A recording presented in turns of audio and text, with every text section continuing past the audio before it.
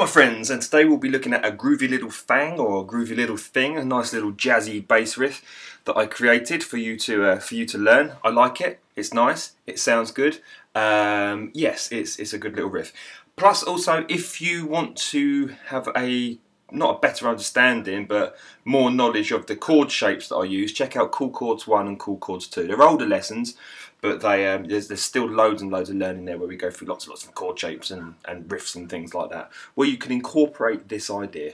Okay, this lesson is meant for intermediates, or beginner side of intermediates, or I don't know, it's subjective, isn't it, level, but somebody that knows a little bit about, that can hold it. If you can hold a shape like that, then you're going to be okay. So what we're going to do is, we're going to use thumb and your index and middle finger to pluck the bottom parts of the chord. Okay, so what we have basically, the basic bass line is we have, doing it with my thumb, you'll see why in a minute. Yeah, that's the riff. And then up one. Okay, we have a bass line within one part's playing the melody and one part's playing the bass almost. That's what's going on there. So what I want you to do is I want you to come to the 10th fret on the A string with your middle finger right there, yeah? Okay, and then I want you to hit an open A and then with your thumb like this, bum, bum. So open A, then come down to the 10th fret on the A string like thus, yeah? Okay, we're going to do that twice. Bum, bum, bum, bum. Okay, I want you to then hold this shape. So come down to the 9th fret on the D string with your index finger, and then come to the 11th fret on the G string with your ring finger. So we have, altogether, if you put your middle finger down on that 10th fret as well, we have this. Yeah? That's a little jazzy chord. Hey! One of my favourite chords, as I mentioned in Cool Chords 1, I believe. So, how we shall play this. Okay, what I want you to do is play that open A and then down on the 10th fret on the A string, and then I want you to play these two notes here in this shape on the D and the G strings. I want you to pluck them at the same time with your index and middle finger, like thus. Yeah, so we have. Okay, we want to play them nice and sharp. We want this. We don't want it to be. We can have it ringing out, but it just kind of sounds a bit dissident. So. Oops. And again. Okay, right, so bum, bum, bum, both at the same time, fingers, okay? So thumb, thumb, fingers. And we do that twice. So it's really, really slow. And again. Okay. You have a lot of control with these fingers, and you can quickly mute the strings again to give it that whoop, whoop, that really quick, kind of sharp sound there. Yeah. So we have quick as you like. So you can go, or you can go, give it kind of more of a sharper feel. So that's the first chord. Yeah. Hope you've got that. Okay, awesome. And then we're going to do the exact same thing again, exactly the same premise. So we have that there. Then you're going to come down to the 5th fret on the shape is, we're going to come to the 5th fret, no sorry, the 7th fret on the A string. Yeah? Okay. So what we're going to do, we've got this. We're going to do exactly the same thing with the open A. Then we're going to come down to the 7th fret on the A string. Okay, and the two chords, the high part of the chords that we're going to maintain are the 5th fret on the D string, okay, with your index finger, and the 7th fret on the G string with your ring finger. This little fella here. So we're going to have open A, 7th fret, play them at the same time. Open A, 7th fret, play them at the same time. So we have. It's probably the hardest chord out of the lot because it's quite a stretch there. I recommend putting a thumb in the back of the neck to your comfort point, okay? Don't hang it. I know that I hang there because it's quite a clumped chord. Shouldn't really. Should have the thumb in the back. Okay, thumb in the back definitely on this one. You're not going to be able to do that. If you put the thumb there, you can feel the stretch here and everything opens up and stretches, which is what we want. If we didn't, then look how constricted everything is, and that's going to cause you all sorts of problems in the long run. Okay, so we have. And again. Got it? Excellent. Okay, so then we're going to come to the third part of the chord. So we have. Okay, what I want you to do is I want you to do an open E with the thumb again, and then come down to the 7th fret on the E string with your middle finger. Okay.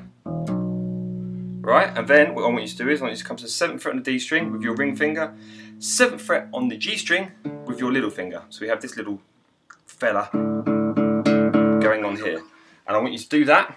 Open E, 7th fret, play those two together. Open E, 7th fret, play those two together. So we have thumb in the back. I'm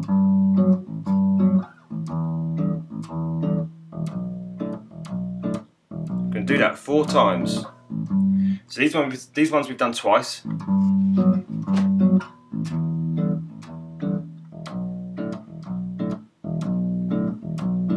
Understand?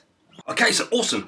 There we have our first part. Right, in the second part we do exactly the same thing again. We go.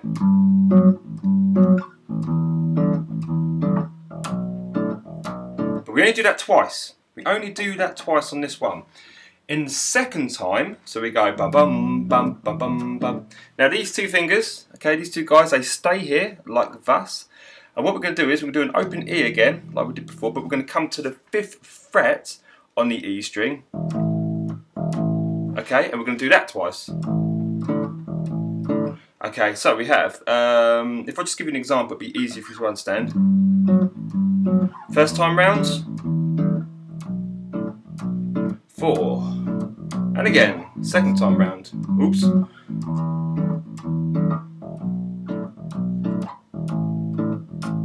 Now, earlier when I said that was probably the hardest chords of the lot, I lied.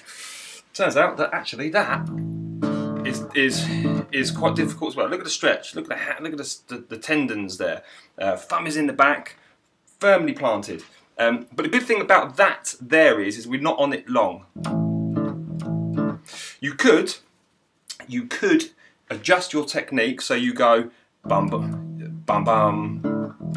So you don't maintain that shape. You don't hold that shape like that. You literally go bum bum and then quickly come down to those D and the G strings at the 7th fret. Does that make sense? Slowly.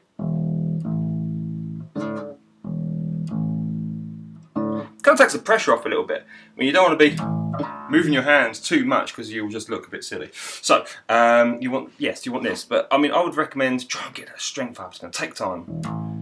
I don't think there's a harder chord. Oh, actually, yeah, that's harder. Wow. But yes, it's going to take time to get that up. But luckily, as I said, you're not on it for long. Let me think if there's an alternative. There's always an alternative. You could go. Yeah. Okay, so you could come to the 7th fret on the A string, which is the E note, because we're doing an E there, aren't we? Okay, and you could, so same thing with these two fingers here, and then just put your middle finger at the 7th fret on the A string, and then hit that, and then do an open A, and then hit the 2. It's the same as, it's really uncomfortable to play, that's why it sounds messy. Look at that, bad technique. Okay, here we go.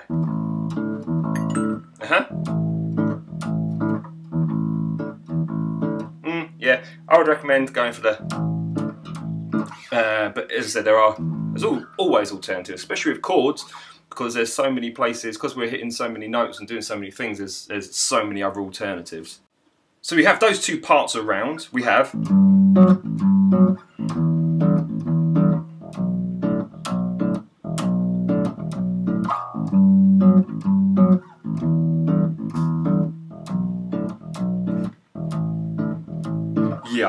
blah. So we need to therefore incorporate the third and final chord here. So what we're going to do there is we're going to do exactly the same thing again like we did before with the bum bum bum bum bum bum bum bum bum bum.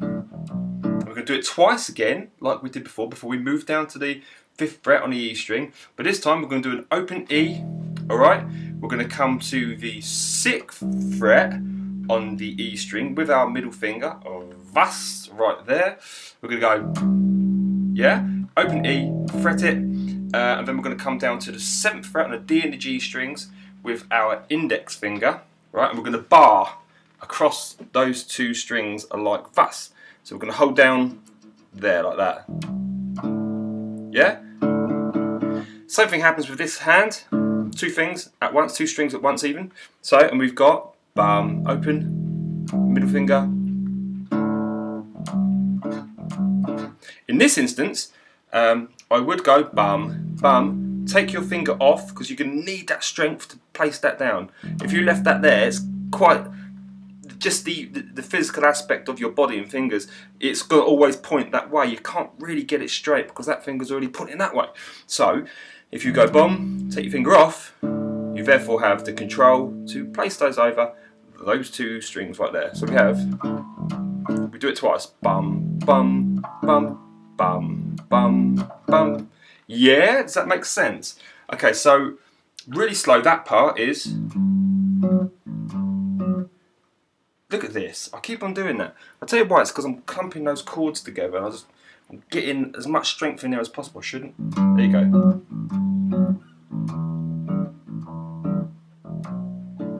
After this one, here it is. Do that again.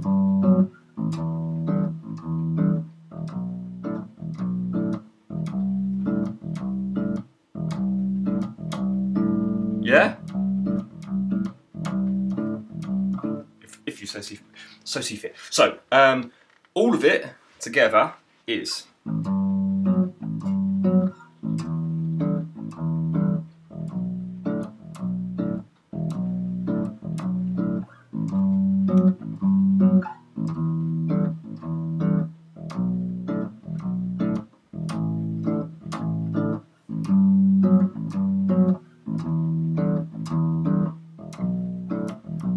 New one, and again.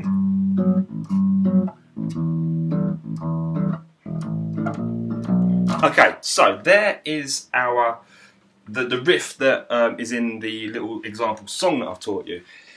But there is so much more we can do. I mean, now you know those shapes, those chords. If you've done chords 1 and 2, you've got loads and loads of chords to play with, right? So if you take this premise of going and open and then fretting down onto a note, and then holding the two notes beneath it, okay, on the D and the G strings, and then plucking them at the same time with these fingers here, the world is your oyster. Chordal wise, I mean, I'd just suggest moving. So we have that chord there, take that and move it here. Okay, awesome. What does that sound like? Nice, jazz. Really jazzy chord. And then, if we were to take, for example, say we'll take that chord again and mix it with this one. And again.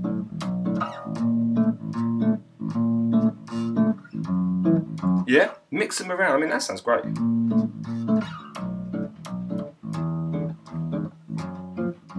I like it. I like it. I'm gonna keep that. Thank you for inspiring me, fat stringers. There you go. So there's that shape there, and then we're taking this one here, dum dum dum, and just moving it up there to the 10th fret. Okay. Same thing again. So we have.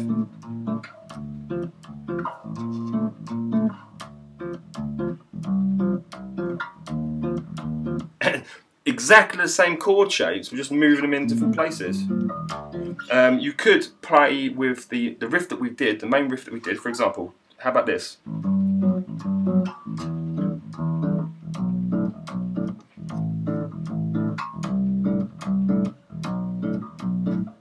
Add in more.